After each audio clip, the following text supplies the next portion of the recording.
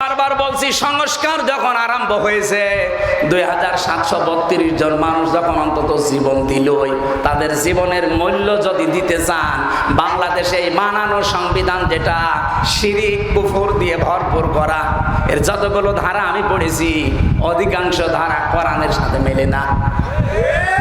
এই কোরআনে আল্লাহ একটা সংবিধান নামে সূরা দিয়েছেন, তার নাম ফুরকান।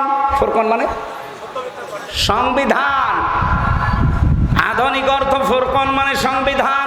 এখানে 77টা আয়াত আছে। কয়টা? 73টা ধারা আছে। আপনি তাফসীর বুঝে বুঝে পড়েন। পৃথিবীর কোন এলাকা যদি কেউ ভালো বানাতে চায়, মিনি জান্নাত তৈরি করতে চায়, এই 77টা আয়াতের 73টা ধারা ওই দেশে যদি কায়েম করে দিতে পারেন, ওই এলাকা মিনি জান্নাত হয়ে যাবে। আর আমরা ওইটাই চাচ্ছি।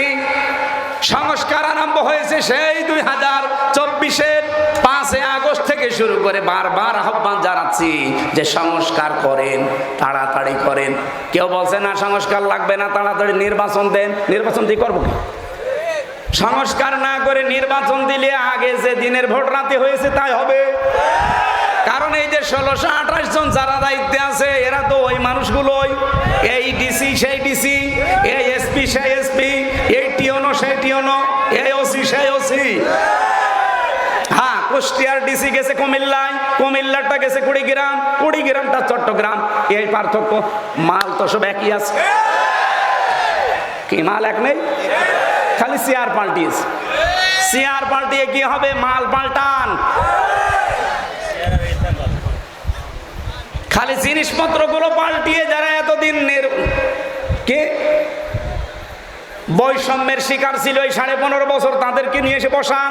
কালকেই নির্বাচন আমরা মেনে নিচ্ছি, কোনো অসুবিধা নেই। এই জন্যই বারবার সংস্কার চাচ্ছি, যে সংস্কার যখন সব জায়গায় চলছে, সংবিধান সংস্কার করেন। এখানের ধারাগুলো ডক্টর কামালের লেখা, একটা নাস্তিক, ওর লেখা সংবিধান বাতিল করে দিয়ে কোরআনের সংবিধান, এখানে 92 জন মুসলমান 100 জনের আমরা বাস করি। আমরা কোরআনের এই 73টা ধারার সংবিধান চাই না। আরো জোরে বলেন চাই না। কারা কারা চান কোরআনের সংবিধান? দেখি।